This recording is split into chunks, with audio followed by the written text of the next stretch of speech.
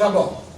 Mais um conceito dentro da soteriologia, mais um aspecto da salvação é a adoção. O que é a adoção? Adotar como filho. Adoção, né? Adoção. Não é uma adoção, é adoção. Não, depois dessa hora, chega essa hora. Quem? O Renato fazendo esses trocadilhos infames, ninguém merece. Vai dormir mesmo. 20 para 5 da tarde. Então vamos lá. Adoção. Interessante que a salvação, que essa reconciliação com Deus, ela é mais do que uma reconciliação de quem estava brigado. Ela produz um relacionamento ímpar, filial inclusive. Qual é um dos versículos mais conhecidos e até utilizados em evangelismo no Evangelho de João? O mais, vocês já sabem qual é. Jesus chorou. Eu ouvi dizer um cara me contando que ele assistiu uma pregação, disse que o cara foi pregar sobre esse texto. E aí ele leu, né, o texto, chorou. Jesus chorou. Aí ele deu uma pausa dramática, assim, né? Aí ele olhou para o senhor do óculos assim. E você? Tem chorado? Vontade de ficar em casa, né? De matar. Mas ó, é João 1,12. O que diz João 1,12? A todos que creram, deu-lhes o poder de serem feitos filhos de Deus, a saber, os que creem no seu nome. Então, qual é uma frase que o mundo fala errado hoje em dia? Todo mundo é filho de Deus. Todos são filhos de Deus. Isso é verdade? Não, não é verdade. Esse texto de João comprova que não. Mas é verdade quando a pessoa crê em Cristo. Aí ela é feita filho de Deus. Não significa ser filho de Deus no sentido que Jesus é. Não. O Deus eterno na pessoa do Filho, a segunda pessoa da Trindade. Não, no geral, todos é criatura, né? Sim, mas a gente passa a desfrutar de um relacionamento de um filho. Agora, se não completamente na natureza, a gente não passa a ser Deus. Até a Bíblia diz, Pedro vai falar de uma natureza divina, mas mais pela o novo relacionamento que nós temos com Deus, nossa nova natureza, nossa filiação. Mas a gente continua sendo homem, continua sendo criatura. Agora, o que tem um filho que nós passamos a usufruir? O direito de um filho. Né? A gente passa a ser, se a gente não passa a ser um filho de DNA de Deus, a gente passa a ser um filho de direito. O que é uma adoção? Quando alguém adota uma criança, a criança passa a ter o mesmo DNA? Não. Muda a filiação ali? Não. Mas ela passa a ter um relacionamento que é oficializado e que dá para ela, concede para ela direitos de um filho. E aí o filho adotado não tem menos direito que o filho natural. Ou tem? Não tem, é filho igual, é do mesmo jeito. Então a adoção é o termo usado para descrever a posição, olha só, repara nessa palavra, posição, acaba sendo um conceito jurídico também, né? Que dá direito, um relacionamento, uma posição de direito. A posição que o crente ocupa diante de Deus, desfrutando de todos os direitos e privilégios de filho. Ou seja, se fôssemos filhos naturais de Deus, nós teríamos os mesmos direitos que temos agora, que somos feitos filhos. Ainda que sejamos homens, ainda que não passamos a ser Deus, nós temos uma herança de um filho. Olha só, isso aí é muito forte, gente. Isso aí é... Quem aqui de nós pode mensurar isso? Ou achar que merecia um pouquinho disso aqui? Então isso aqui é um aspecto... Se outros aspectos envolvem assim um caráter mais de lutar contra o prejuízo, né? Perdão, justificação, está tratando lá o prejuízo que a gente tinha diante de Deus, e Deus tira o prejuízo. Esse aqui não, esse aqui é lucro. Esse aqui é lucro. Não é a dívida cancelada, esse aqui eu passo a ter uma riqueza dentro dos parâmetros dessa herança. De graça. Exatamente. Então, se os outros tratam com o caráter negativo da nossa condição passada, isso aqui nos garante uma condição de agora em diante, que a gente nunca... Se isso aqui não acontecesse, a gente só fosse justificado, só fosse perdoado, só fosse reconciliado, estava bom demais já. O que mais que a gente precisa além disso? Mas Deus ainda tem mais. Deus ainda tem mais. A gente tinha o direito de ir para o inferno. Deus cancelou esse direito de ir para o inferno. A gente era assim, você não tem nenhum direito. Seu único direito é não ter nenhum direito. E se bobear, esse direito ainda vai ser revogado, né? Ou seja, a gente não tinha direito de nada. Aí Deus cancela essa condição triste e nos dá o direito de um filho. Por causa da adoção, o cristão deixa de ser como um escravo que vive debaixo do medo e começa a participar de um relacionamento com o Senhor marcado por intimidade e segurança. O que vocês lembram agora? A figura do filho e do escravo. Eu lembrei da aula passada do pastor Marcos, quando ele falou de Irineu de Leão. Como é que eu vou dar aula e não citar Irineu de Leão? Já citei Agostinho, né? Então, eu tenho que fazer a vez do pastor Marcos aqui. Então, senão não é digno.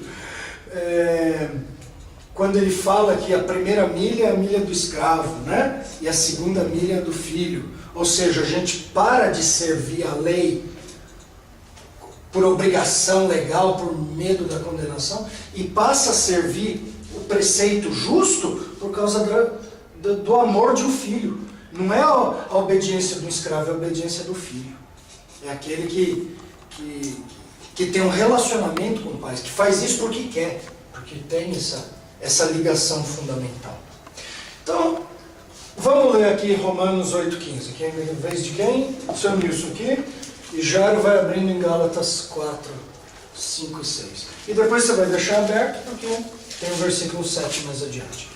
Seu Nilson, Romanos 8,15. Porque não recebestes o espírito de escravidão para viverdes outra vez aterrorizados, mas recebestes o espírito de adoção, baseados no qual clamamos, Abba, Pai. O que é isso, espírito de adoção, espírito de temor? Isso não é espírito, né? Demônio por aí.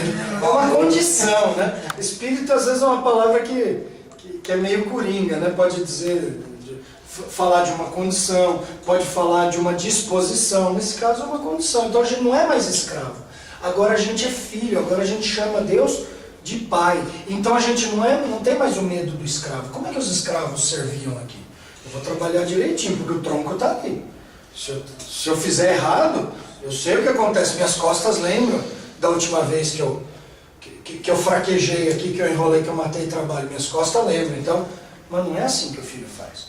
O filho sabe que ele não vai para o tronco, mas ele vai fazer porque é dele, porque é do pai dele, porque ele ama o pai dele, porque ele está no mesmo time, é a família. Então é diferente esse tipo de relacionamento.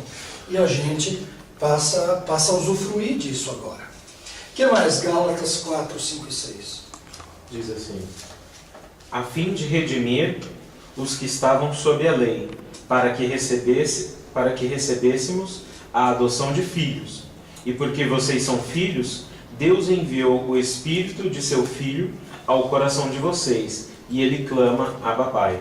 Olha só, ou seja, o Espírito do seu Filho, quem que é o Espírito do seu Filho que vem? O Espírito Santo. O Espírito Santo que procede, por isso procede do Pai e do Filho. É chamado de Espírito de Deus, mas também é chamado de Espírito de Cristo.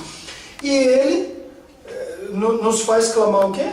Abba, Pai. O que é Abba? Querido. Não, é Pai mesmo. É Pai em aramaico. Em hebraico é Av. Ab, né? Em aramaico tudo tem esse A no final. Não, Pai. Pai, não precisa. Por que fala Abba, Pai? É porque ele fala a forma em aramaico e fala em grego. É a mesma coisa quando fala que é o Cristo, que é o Messias que quer dizer Cristo. Entendeu? Então ele quer usar o termo original, mas sabe que os leitores não conhecem. Então ele repete o termo em grego. Entendi. Então quando o autor explica o que ele disse. Só o judeu entenderia o Abba? Não, os judeus entenderiam o Abba? Entenderia porque era o aramaico, né? Era o aramaico que eles falavam, se bem que o judeu falava muito grego, né? Mas para onde isso aqui está sendo escrito? Onde é a Galácia? A Galácia é na Turquia. Então lá se falava o grego, lá não se falava aramaico, então lá ninguém ia entender. E, assim como quando João escreveu para Éfeso. Então, quando eles citam um termo hebraico ou aramaico, eles explicam o que é. Que quer dizer, ele disse, não fala, não explica o que ele diz em hebraico para a menina que ele ressuscita, Talita, Cumi, né? Talita, menina, Cumi, cum, o verbo cum aí essa forma aí está aramaico, né? Em hebraico, aramaico quer dizer levantar. Então ele está falando, levanta, né? Aí ele explica o que quer dizer. Então é o mesmo caso aí, não tem não é que a aba é diferente, Tem ao nada contrário. especial, Não, né? é ao contrário, está numa língua e em outra. Então, o que ele está fazendo é mais ou menos o que outro texto diz, que o Espírito testifica com o nosso Espírito que somos salvos. Aqui o Espírito faz o quê? Nos faz ter essa consciência da filiação e chamar Deus de Pai. Então esse é um relacionamento diferente. Esse é um relacionamento que muda as regras do jogo. Eu estava assistindo, fui nas lojas americanas esse dia, eu estava vendo um monte de filme lá, enquanto a Carol estava escolhendo alguma coisa, e aí eu vi um filme que eu tinha e perdi, estragou, acho que o Valdir pegou, no museu, brincadeira, era O Nome da Rosa. Nossa. Né? Aí eu peguei e assisti, esses dias uns 4 pedaços, né? Cada dia eu ia almoçar um pouquinho, assistir um pedacinho, não tinha tempo, e aí eu reparei de novo uma parte que eu não lembrava mais, a raiva que aquele venerável Jorg tinha, que é o assassino no final, né, tinha contra o riso. E ele explica, né, o Sean Connery, né, o William de Baskerville, pergunta para ele, mas por que você odeia tanto o riso? Ele fala, porque o riso anula o temor. Se o homem não temer Deus, como é que ele vai servi-lo? Então, é uma ideia bem legalista de um relacionamento com Deus. É a ideia do escravo. Eu tenho que ter um feitor nas minhas costas, senão eu não trabalho. Se eu não tiver medo de Deus, se eu me alegrar, se eu sorrir, aí acabou tudo, aí acabou o medo. Então ele não deixava ninguém ir. O filme, os crimes do filme se davam porque tinha um livro de Aristóteles que ele exaltava a comédia, era piada, e a pessoa lia e ria, achava engraçado. E o cara lá achava que isso acabava com o relacionamento com Deus. A pessoa tem que nutrir somente temor. O único sentimento que ela pode ter é de sofrimento. Então, se ela tiver alívio, ela despreza a Deus. Quem falou? É muito pelo contrário. O que as Escrituras dizem, o que Paulo disse naquele outro texto, é que nós não recebemos esse espírito de escravidão que vive em temor, não é? Sempre com o feitor nas costas, ao contrário. Agora a gente tem prazer de ter esse Senhor. E a gente age como filho. E o filho que respeita o pai, não o filho que abusa do pai. Esse conceito do filho abusando com o pai é um conceito moderno, né? Antigamente não costumava ser bem assim, não. Então, inclusive, tinha a lei, né, dos pais podendo pegar o filho, levar lá na porta da cidade e falar: esse meu filho é contumaz, ele ia ser apedrejado. Mas não tem nenhum registro que já tenha sido feito isso. Pelo menos não registrou, né? Não devia ser muito comum. Então, ó, também a gente já leu Gálatas? Foi esse aí que a gente leu. Também pela adoção, o homem se vê livre do jugo escravizante da lei. O filho é um escravo? Qual é o trecho da Bíblia que compara um filho e um servo e um escravo? A parábola do filho pródigo. O filho, depois de comer capina, comer lavagem de porco, aliás, pior, de querer comer lavagem de porco, ele fala: os servos do meu pai têm mais comida do que eu, comem muito melhor do que eu. Eu vou para lá e vou pedir para ser um escravo, eu vou pedir para ser um servo, que aí pelo menos comida eu vou ter. O pai aceita isso? Não, o pai não aceita isso. O que o pai faz? O pai põe um anel no dedo dele na mesma hora. Significa que ele é proprietário, ele não é escravo, ele é filho. Então é esse tipo de relacionamento que a gente tem com Deus. O homem se vê livre desse jugo escravizante da lei e entra para a condição de herdeiro de Deus. Então lê aqui, Valdir, Romanos 8,17, depois o Jairo vai ler o versículo 7 de Gálatas. Se somos filhos, então somos herdeiros, herdeiros de Deus e co-herdeiros com Cristo, se de fato participamos dos nossos sofrimentos, para que também participemos da sua glória. Olha só, então a gente vai herdar um pouco da glória de Cristo. A Bíblia fala que nós reinaremos com Cristo. O que ela não explica é como isso vai se dar exatamente. Então muita gente pensa assim, todo mundo vai ter uma coroa, né? Vai reinar também. Outros dizem assim, ó, o milênio vai ter 1000 anos, então cada dia um pouquinho reina lá, né? Você senta aí de manhã, você, à noite é outra, aí você reina um pouquinho e tal, aí todo mundo reina. A gente não sabe. E outra, o que nós vamos herdar exatamente? A gente vai herdar a terra, a gente vai mandar também? Qual vai ser o nosso papel nisso? É meio obscuro, né? A gente não sabe, mas a gente não precisa saber. Eu entendi que eu tenho direito a uma herança. E a herança que nós vamos compartilhar com Cristo. Somos co-herdeiro. O que é alguém que é co-herdeiro? Herdeiro junto. Ou seja, o que Cristo vai herdar, nós vamos herdar junto com Ele. Mas peraí, com Cristo? Opa, peraí, Senhor, dá menos para mim, né? Vou herdar junto com Cristo? Não sei como isso vai se dar. Mas a nossa condição filial nos dá herança junto com Cristo. Eu não sei calcular isso. E eu acho que se a gente começar a pensar nisso muito, a gente vai ficar muito de boca aberta. A gente vai ficar perplexo. Acho que a gente vai lembrar daquele versículo que diz: o amor de Cristo nos constrange. E aliás é assim que o filho age. O filho age por amor. Por amor motivado pelo amor do pai. O amor do filho não é no vácuo. Eu amo meu pai nem olha para minha cara. Não, ao contrário. É o amor do pai que, ao atingir o filho, brota nele também. Isso se dá em termos de sentimento, de relacionamento, mas de um modo muito prático também. Esses dias, o que eu fiz?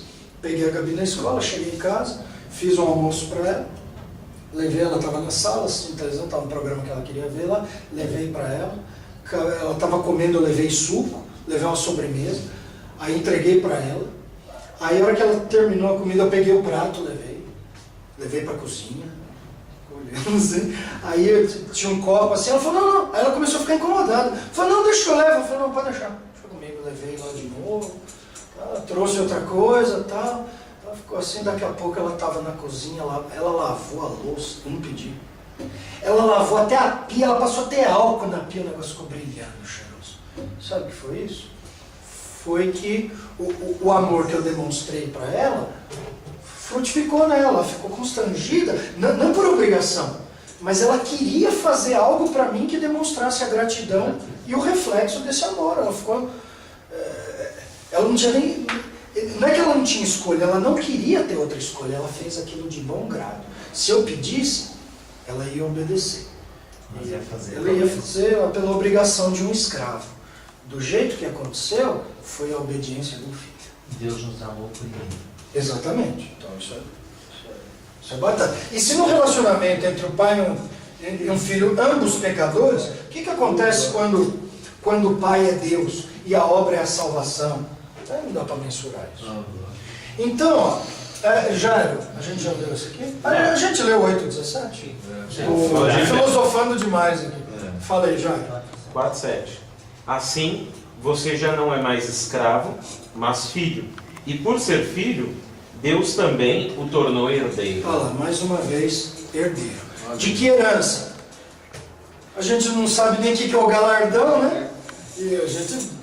Temos o mundo por herança, a vida eterna por herança, mas a gente tem essa herança com Cristo. O que Cristo vai herdar, a gente vai herdar com Ele. Isso é muito mais... Será que salvação já não estava bom? Já, estava bom demais, mas Deus não quer só isso.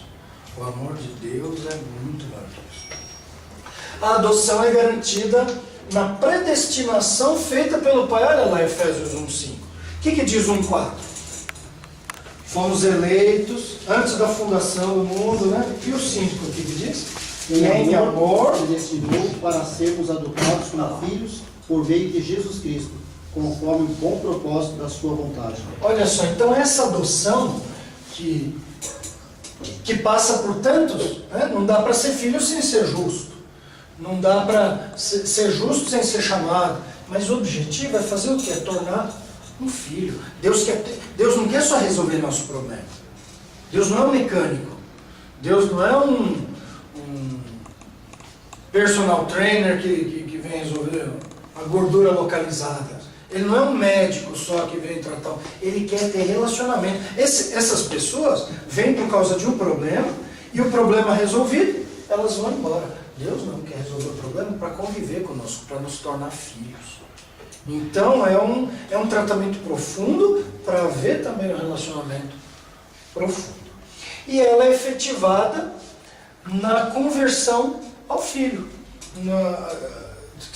Nós que cremos no Filho, recebemos o poder de sermos feitos filhos de Deus. E é testificada no coração pelo Espírito, aquele lá que o Valdir leu, né? Que agora o Espírito da adoção, que está conosco, o Espírito de Cristo, pelo qual nós clamamos Abba, Pai. Né? Chamamos Deus de Pai agora. Tá? Mas não é aquele paizinho. Não é isso não. Irreverente. O próprio Espírito testemunha o nosso Espírito que somos filhos. É justamente o que eu citei em função daquela outra explicação. Tá bom. Então, João, é fácil de entender esse conceito. O que a gente precisa atentar é até onde ele vai. Não é só assim, mudar de status. Era criatura, agora sou filho. Assim como dizer eu era incrédulo, agora sou crente. Não, isso aqui dá direitos. Aqui, ó. É uma posição que dá direitos e privilégios do que? De um filho. E a gente conhece esse conceito. A gente conhece porque a gente conhece o conceito de herança. Está na nossa sociedade, está no nosso conhecimento, no nosso dia a dia. Então o que não está no nosso dia a dia é as vantagens espirituais e até materiais de uma herança divina, de uma herança junto com Cristo. Então, até onde isso vai, até onde essa herança chega, a gente não sabe, mas o que a gente sabe é que isso nos dá privilégios e direitos, assim como os que Cristo terá na instauração do seu reino aqui. A Bíblia até diz que nós vamos reinar junto com ele, sem explicar como, o que exatamente, o que a gente vai fazer ao reinar junto. Ô Thomas, nessa abordagem da adoção, nós temos algum, aí pensando bem, né, com o nosso dia a dia, assim, nós temos algum dever no conceito? Dá para encaixar que nós, pelo fato de termos sido adotados por Deus, além de direitos e privilégios, nós temos deveres? Sim, é o dever natural de um filho. Qual é o dever natural de um filho? Não, mas deveres assim que a Bíblia, né, que a gente tem ali falando quais são esses direitos e privilégios. A Bíblia também fala sobre deveres que a própria Bíblia elenca. Não, a não ser os normais assim. de um filho. Isso aqui, como é que a gente paga essa filiação? Quanto que a gente deve a Deus por ela? Nada. Então a gente não tem obrigações legais em função disso. Isso a gente recebe de graça. Isso a gente crê e recebe de graça. E Deus não espera nada em troca. Mas a gente vai ser constrangido pelo amor de Cristo. Agora, um filho age diferente em relação ao pai. Então é natural. Então, se há alguma regra, honra pai e mãe. É a regra de um filho para um pai. Muito mais de nós para com o pai. Mas isso aí é uma consequência natural. Vide efeito Gabi. Oi? Vide Efeito Gabi. Entendeu? Então, esse é o... E ao nos comprometermos com Deus como um filho, é aí que a gente é liberto. É por isso que a gente agora não tem medo nesse relacionamento. É por isso que a gente não sobe escadaria de joelho, nem bate nas costas, nem fica pagando promessa, porque o nosso relacionamento com Deus agora não é mais baseado no medo. Então, justamente o fato de desfrutarmos dessa filiação, que obviamente nos coloca num relacionamento onde a gente não tem só direito, tem dever também, é natural isso, mas isso ainda produz outros efeitos, até psíquicos, em nós. Agora, eu amo porque sou amado, não forçado. Eu obedeço com amor.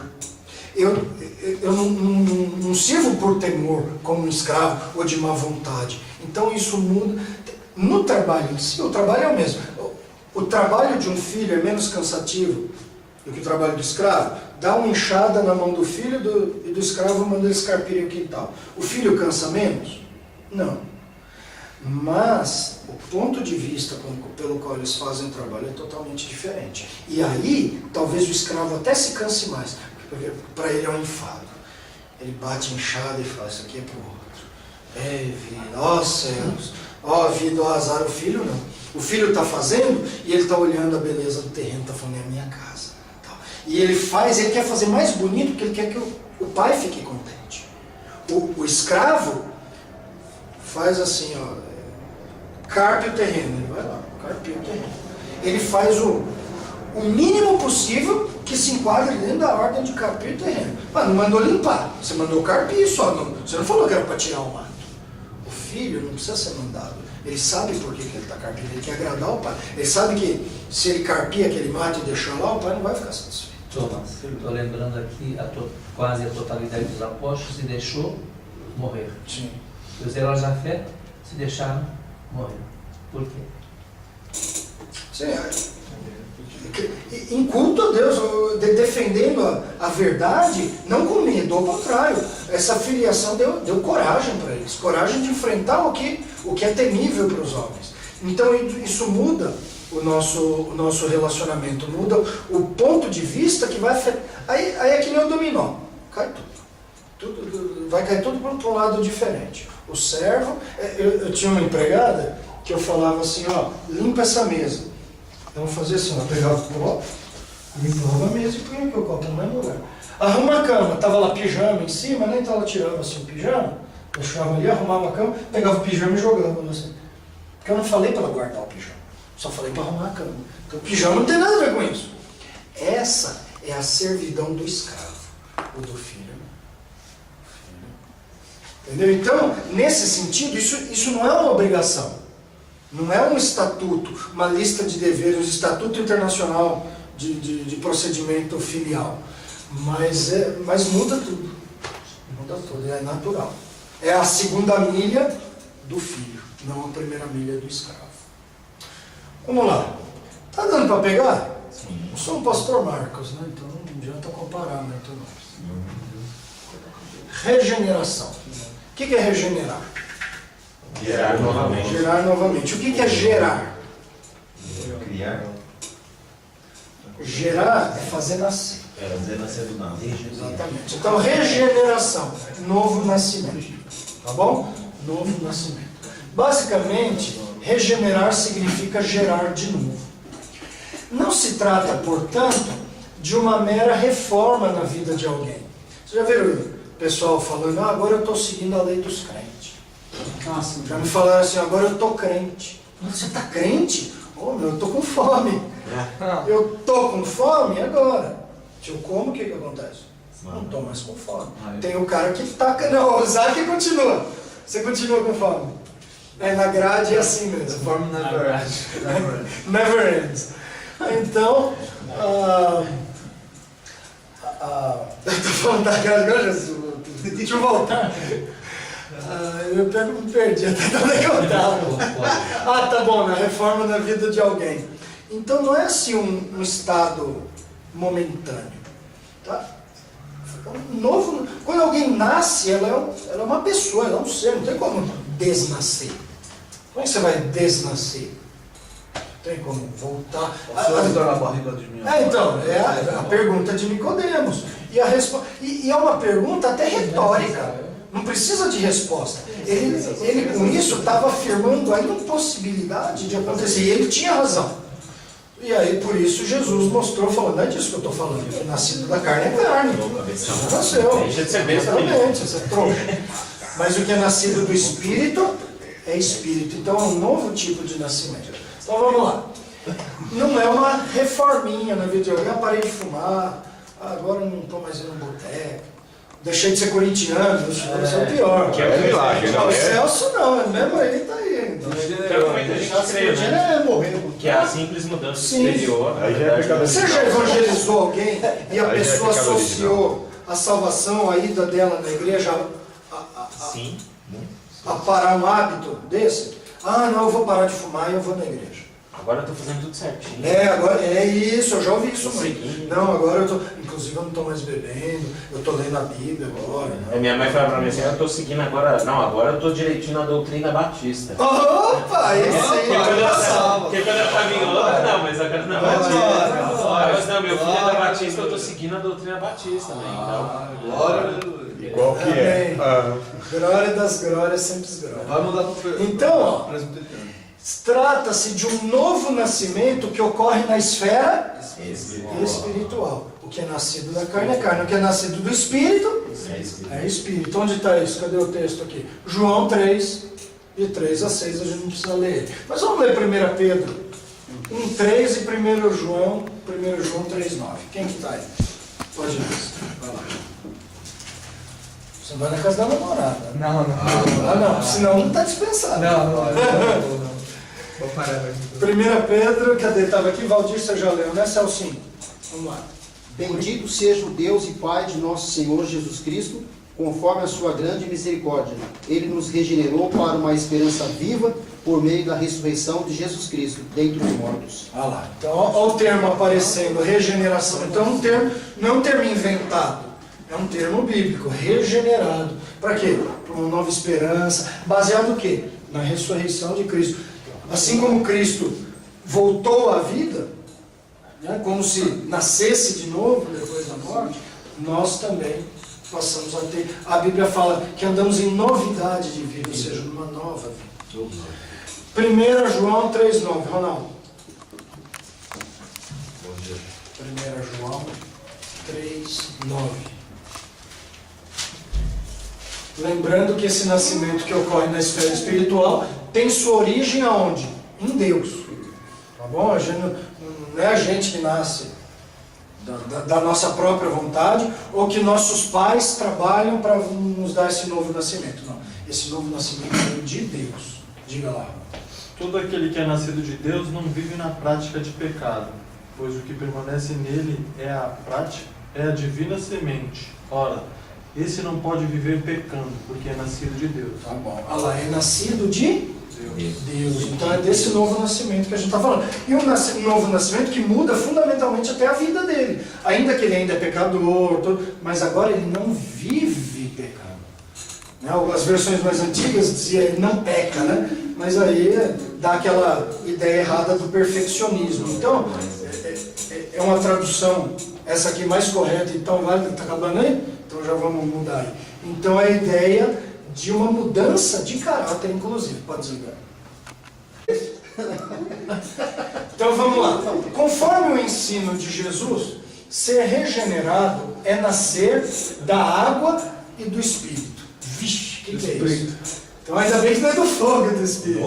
Mas o que significa? A gente consegue entender nascer do Espírito, o nascimento espiritual, mas não é o nascimento espiritual que está dizendo. Está falando do nascimento do Espírito, eu acho que aqui está corretamente colocado com letra maiúscula. O que o Espírito Santo tem a ver com isso? E pior, o que a água tem a ver com isso? Então, lê lá, Isaac, João 3,5. Respondeu-lhe Jesus: digo-lhe a verdade, ninguém pode entrar no reino de Deus se não nascer da água e do Espírito. Opa! Então quer dizer o quê? O homem tem que ser batizado para ser salvo, nascer da água e do Espírito. Entendeu? Tem que ser batizado. Se for a salvação do ladrão da cruz, deu errado, só que Jesus garantiu ela. Se deu errado por falta de batismo, aí a própria palavra de Jesus já foi para o lugar, já joga a Bíblia fora. Então não é isso que quer dizer. É uma figura, mas que figura que ela está puxando? Para nós, isso aqui não fala muita coisa. Né? A gente precisa de uns links aí. Mas esse link estava automático na mente do israelita, principalmente dos dias de Jesus. Como é que era a vida do israelita dos dias de Jesus? Uma vida de purificação? Em relação nacional, em relação ao país. Como é que Israel era nos dias de Jesus? Era um país livre? Não. Quem mandava lá? Tinha um rei em Israel? Em Israel. Teve épocas que Roma mandava, por exemplo, Herodes o Grande. Era rei, ele pagava tributo para César, até para matar seus filhos, ele precisava pedir autorização para César Augusto. Precisava chegava lá, esses meus meninos, acho que eu vou ter que matar eles, acho que eu vou ter que matar. Aí Augusto falou, não, vem cá, chama eles lá, abraçava, chorava, ou seja, Augusto não tinha dado autorização. Aí tive que engolir mais um pouco, aí até que não teve jeito, acabou matando 2 filhos da esposa, matou a esposa também, matou um outro filho, que aquele merecia mesmo. Aquele era o traidor, era o responsável pela morte, pelas intrigas que levaram à morte dos outros 2. Então, quem mandava era Roma, mas tinha um rei. Herodes. Só que nos dias de Herodes, aí o que aconteceu? Ele morreu, ficou Arquelau com a metade sul do reino, e os 2/4 do norte ficaram contra os 2 filhos, Herodes e Filipe, tetrarquias. Daqui a pouco já não tinha nem mais isso. O etnarca, que era o Arquelau, foi exilado lá do lado da França, eu acho. E acabou, e não teve mais rei. Aí era um governador romano, era um procurador ali. Esse Herodes não tinha o mesmo peso dos outros reis do passado, né, antes dele, né? Tipo da... Não, e pior que nem judeu, não é? Ele era edomita, né? Convertido ao judaísmo, obviamente. O pai dele era, vamos dizer assim, o secretário de Estado do rei anterior, né, que era judeu. Mas, agora eles não tinham nada disso. Roma, e o que Roma fazia? Cobrava imposto. Esses dias eram dias de esperança escatológica. Israel vivia esperando a promessa do Messias. Então, a nova aliança era uma coisa que estava na cabeça deles direto, aquelas restaurações. E qual foi um texto da nova aliança que a gente leu hoje? Jeremias, mas qual é aquele outro de Ezequiel? Ezequiel 36, 36, de 24 em diante, que dizia o quê? Que Deus ia reunir eles, mas ia convertê-los também. Como que ele ia convertê-los? Jogar água pura, lavar eles dos pecados, ia colocar o espírito deles dentro deles. Lavar com água, batizar com água. Tirar o coração de pedra e colocar o coração. Isso. Aqui, ó. Aí, ó, Nascer da água e do espírito. Essa expressão evoca a nova aliança mencionada em Ezequiel 36, 25 a 27. Eu vou lavar vocês, eu vou purificar. Isso que se interpõe entre nós agora, e que está causando esse juízo, essas promessas de juízo, isso eu vou acabar com tudo, eu vou lavar vocês. Mas isso não evoca aquela ideia que o pastor Marcos tinha comentado de que antes do Espírito habitar precisava de que tinha um grupo, né, acho que os puritanos, que criam que eram tão intensos nisso, né, de que o Espírito não podia vir agir em alguém que era sujo. Precisava primeiro haver uma espécie de uma regeneração, num termo diferente. Né? Mas esse é um pensamento muito depois. Na mente do judeu, ouvir água e espírito eram termos técnicos dentro de um texto vivo, um texto que eles repetiam. Um texto que eles repetiam sempre, era a esperança de todo dia. Era eles vendo o centurião passando com soldados, e um olhar para o outro e falar, vai chegar o dia que o Messias vem. Ele vai tratar. Será que agora? Por isso que Jesus foi recebido em Jerusalém que nem um rei. Eles falaram, chegou a hora. Aí daqui a pouco esse rei veio, e ao invés de destruir os romanos, ficou falando de pecado de fé. Então mata, não é esse aí nada. Então crucificam. Mas essa esperança estava muito viva. Que os próprios discípulos de Jesus, aqueles do caminho de Emaús, o que eles falaram? A gente pensou que era ele que ia redimir Israel. Acharam que essa redenção de Israel era redimir os romanos.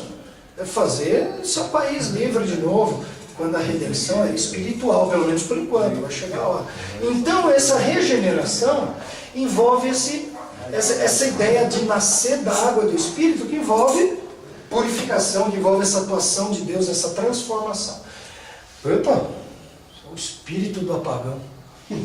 Dessa passagem, se depreende que nascer da água e do Espírito é ser purificado dos pecados e habitado pelo Espírito. Quem vai ler? Fernando? Tito 3, de 5 a 6.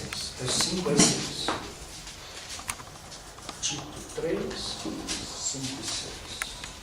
não por causa de atos de justiça por nós praticados, mas devido à sua misericórdia, Ele nos salvou pelo lavar regenerador e renovador do Espírito Santo, que Ele derramou sobre nós generosamente por meio de Jesus Cristo, nosso Salvador. Olha aí as duas figuras. A lavagem. Por que o batismo, né, que é um símbolo de algo que já aconteceu realmente na nossa vida, por que ele é feito com água? Não é só para afundar a pessoa. Um dos símbolos do batismo é esse. Afunda a pessoa, isso representa o quê? Lembra a morte para o pecado, né? A morte para a condenação. E a nova vida com Cristo. Assim como Cristo ressuscitou, nós andamos em novidade de vida.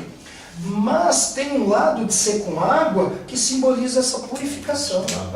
Exatamente. E aí fala do quê? Que nós fomos lavados e que o Espírito Santo foi derramado em nós. Passou a nos habitar. Então a salvação se dá dessa forma. O Senhor nos purifica, perdoa os nossos pecados, nos tira toda a condenação e nos coloca dentro do seu Espírito. Não só para nos guiar, para nos fortalecer, né? Mas também para nos selar, para nos servir de penhor, de garantia de propriedade, nos introduzir nesse corpo. Então essa é a regeneração. Não é uma mudança de hábito, é uma mudança completa de condição, de existência. Note-se que a regeneração é um ato soberano de Deus. Lê de novo, Fernando. Lê de novo. Você ouviu essa frase? É um ato soberano de Deus? Agora vamos ouvir esse versículo de novo. Não por causa de atos de justiça por nós praticados, não é por nós, mas devido à sua misericórdia. Que mais? Ele nos salvou pelo lavar regenerador. Peraí. Quem fez isso? Ele. Ele nos salvou pelo seu lavar regenerador. O que mais? Do Espírito Santo, que Ele derramou sobre Que nós. Ele derramou. É isso mesmo. Pode até parar por aí. Então, é um ato soberano de Deus. E nem podia ser diferente, né? Não é o Filho que determina algo do Pai, ao contrário, é o Pai que atua no Filho. É somente por sua vontade e por seu poder que alguém nasce de novo. Seu Nilson, João 1,13, já é. Tiago 1,18 a gente já leu, né? Vamos deixar ele agora. João 1,13.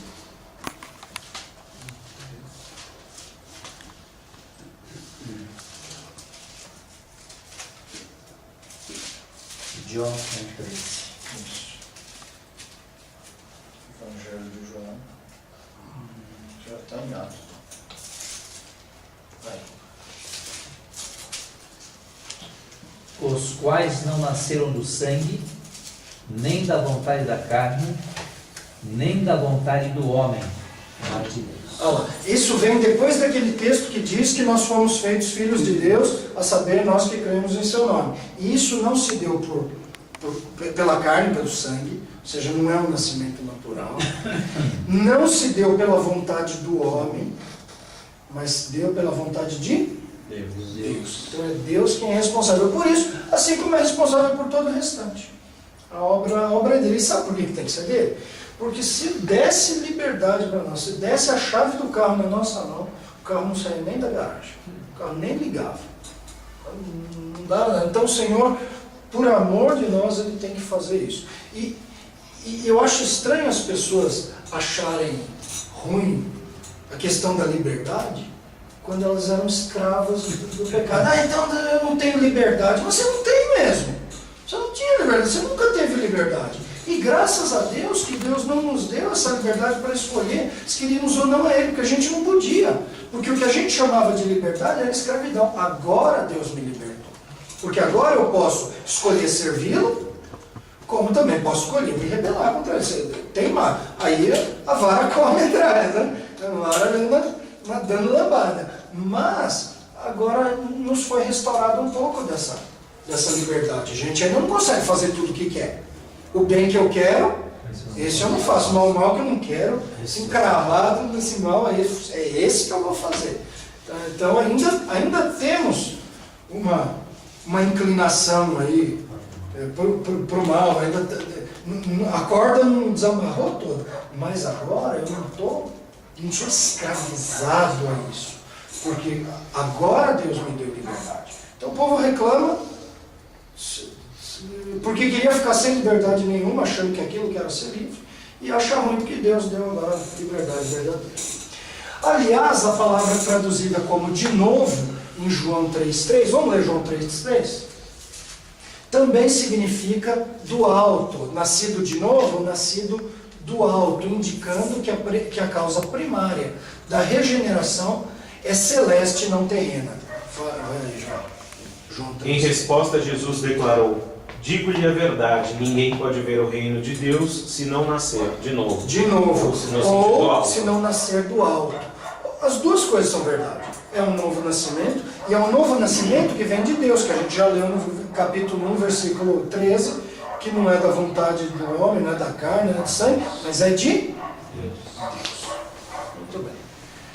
Difícil isso aí, esse conceito? Não.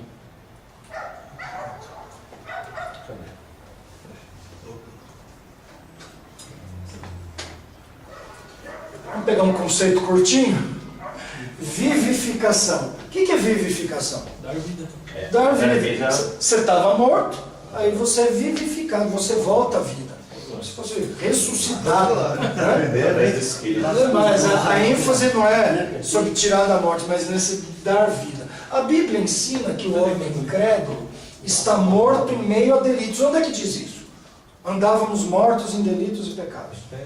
Efésios 2, 1. Tá ali. Aonde? Ali. Vamos lá. Os dois textos vão dizer. O primeiro vai dizer só que... Vai dizer o quê?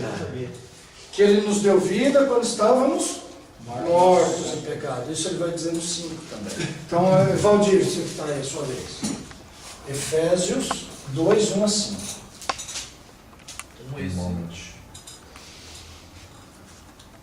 Siga. Vocês estavam mortos em suas transgressões e pecados, nos quais costumavam viver, quando seguiam a presente ordem deste mundo e o príncipe do poder Tá bom, do ar. só o versículo 1. Vocês estavam Mortos em suas transgressões e pecados. Tá, e o versículo 5? Mas Deu-nos vida juntamente com Cristo, quando ainda estávamos mortos em transgressões. Pela graça vocês são salvos. então, esse dar vida, para nós que estávamos mortos, é esse conceito da vivificação. Agora, é claro que isso aí é uma linguagem meio figurada. Por quê? Nós estávamos mortos. Quando nós estávamos mortos, qual era o nosso status de existência? Vivos. Você estava morto, vamos dizer assim, espiritualmente, mas você estava vivo. Então é uma linguagem figurada, mas que aponta para uma realidade atrás. Uma tarefa muito frequente, muito importante do exegeta é entender o real significado dessas figuras. Você pode ultrapassar o significado, criar um significado tão complexo disso aí, que ultrapasse todo o propósito do escritor. Ou você pode tratar totalmente, de modo totalmente literal, esquecendo que na literalidade há figuras de linguagem, e dizer o seguinte: tá vendo? Eu estava morto. Não, mas estava morto sob um aspecto, sob outro você estava vivo. Não, a Bíblia diz que a gente estava morto. Mas então você ficava deitado? Não sei, estava morto. Então, sob um ponto de vista, então isso é uma figuração. O que é ser morto aí? É andar segundo o príncipe deste mundo, é viver para fazer a vontade da carne, da cobiça. Tá? Então é isso que era andar morto. Era um cara vivo, um cara bem vivo até. Né? Querendo viver cada vez mais, querendo viver intensamente todos os seus desejos. Diante de Deus, era como um morto, porque era escravo do pecado, estava condenado à morte eterna, que ele também vai sofrer de modo em vida, né? Que nem Agostinho disse, que um estado tão miserável que não dá para chamar de vida, então morte se aplica bem, e é assim que morte aparece aqui. Nesse estado que nós estávamos, ele nos deu vida. Significa que a gente é mais vivo ainda?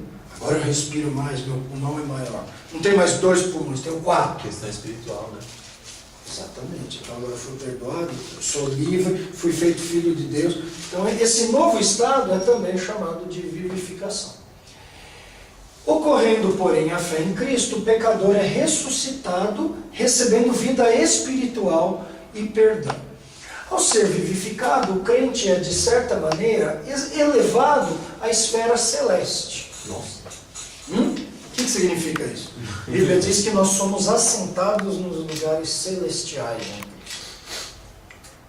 Estou lá que nem um imagino, não estou meditando. O que é isso? Obviamente Desfrutado dos benefícios. é um aspecto figurado. Eu estou aqui na Terra, mas é como se agora eu tenho uma nova pátria também. Enquanto eu vivo aqui, a nossa pátria está nos céus. E se está nos céus, essa nova pátria também me influencia. Ela também muda o meu caráter. Se eu sou dessa pátria, ainda que eu estou aqui, eu sou embaixador daquela, então minha vida é diferente. Agora meu documento não está aqui, meu documento está lá. Então meu compromisso está lá. Então há algumas implicações espirituais que têm aplicações práticas. Então, ao ser vivificado, o crente é de certa maneira elevado à esfera celeste, onde desfruta de privilégios e bênçãos em sua nova associação com Cristo ressurreto. Então vamos ler Efésios 1, 3 e 2, 6, e aí eu acho que a gente pode parar por aqui. O pessoal já está com cara de muito cansado e aí não vai mais render. Então vamos ler aí, Efésios 1, 3. Bendito seja o Deus e Pai de nosso Senhor Jesus Cristo, que nos abençoou com todas as bênçãos espirituais nas regiões celestiais em Cristo. Ah, ele nos abençoou, mas com bênção lá? O que eu quero com bênção lá? Eu quero bênção aqui. Mas ele nos abençoou com o quê? Com toda sorte? Como é que é? Toda sorte de bênção espiritual. Isso, aonde? Com glória. Nas regiões celestiais. Nas regiões celestiais, olha só. O que mais? 2,6. Lê aí, Celso. Deus nos ressuscitou com Cristo e com Ele nos fez assentar nos lugares celestiais em Cristo Jesus. Ah lá. Então ele nos deu uma cidadania nova. Esse novo nascimento, já que ele é um nascimento espiritual, ele tem também uma nova pátria. A gente tem um duplo passaporte aqui, né? Uma dupla cidadania. E essa segunda cidadania é dos céus. Então, se é lá, eu tenho direito lá. Para ir para o céu, eu não preciso de green card. Eu já sou cidadão dessa pátria. Eu tenho direitos nela, mas eu também sou influenciado pelos deveres que ela me coloca, pela sua cultura, pelo seu valor, pela sua influência. Então eu sou uma pessoa diferente. Ainda que na mesma carne, ainda que na mesma aparência, infelizmente. Não podia converter e ficar mais bonito, né? Ficar cabeludo, não. É o mesmo. Mas um novo cidadão. Por isso, vivificação. Tá bom? A gente, junto com esse conceito, vai junto da regeneração. Né? Tom, naquele versículo, quem está em Cristo, nova criatura é, as coisas já se passaram, as tudo se fez novo, se encaixa nesse termo ou não? Acho que encaixa sim. Encaixa sim. É a ideia que Paulo fala, que nós morremos com Cristo, e assim como ele ressuscitou, nós andamos em novidade de vida. Eu acho que isso entra no recriação, que é o próximo item, pelo que tá na recriação. A gente está precisando de recreação, já deu, cansou, né? Então, recreação, de fato, viu? Fica para frente, eu não sei se o pastor Marcos vai querer dar mais uma aula, porque tem muita coisa. O que falta ainda? Recreação. Preservação. Isso que a preservação era maior, né? Aí vem santificação é importante, explicar essa glorificação, e aí vem esse ponto importante, né? Como ser salvo, isso é importante. Então vamos ver, vamos conversar com ele, ver como é que a gente resolve isso, se a gente coloca uma aula a mais, vocês vão só receber esse material e fazer a leitura dele. Vamos orar? Jairo, fique de pé aqui. E ore por nós, agradeça a Deus por esse tempo, peça para Deus continuar nos acompanhando e ensinando. Deus Pai Santo, nós queremos te agradecer pelo nosso tempo aqui. Obrigado porque o Senhor cuidou de nós, obrigado porque todos estão bem de saúde. Nós queremos te agradecer, ó Pai, porque o Senhor coloca no nosso coração à disposição de estarmos aqui para conhecermos mais o Senhor mesmo. Obrigado porque o nosso objetivo aqui não é um objetivo vão, é um objetivo de aprendermos, de entendermos todos esses conceitos acerca do Senhor, para que nós sejamos instrumentos do Senhor, usados nas suas mãos, para a edificação do seu povo e para o alcance dos seus eleitos, que estão espalhados pelo mundo. Nos ajuda, Senhor, nós que somos um grupo tão pequeno, mas nos ajuda para que nós façamos diferença na nossa época, no período em que vivemos. Que o Senhor use tudo isso que estamos aprendendo para a sua glória. Que o Senhor nos use para a sua glória também, e que o Senhor continue fazendo o que tem feito nessas aulas, nos humilhando cada dia mais, mostrando que tudo que somos, tudo que aprendemos sobre o Senhor, nós não vemos nenhum mérito em nós. Ao contrário, o Senhor é o dono da história, o Senhor controla tudo, o Senhor tem os seus planos decretados. E nós somos simples instrumentos do Senhor, sendo usados para cumprir a sua vontade e para a sua glória. Nos guarda, Pai, nos leva em segurança para os nossos lares, e que tudo que aprendemos aqui não sejam apenas conceitos teológicos, mas sejam conceitos que fazem diferença na nossa vida. Que esses conceitos também nos transformem para a glória e honra do Senhor. É a nossa súplica, é no nome do Senhor Jesus, o nosso Salvador, que nós oramos. Amém. Amém.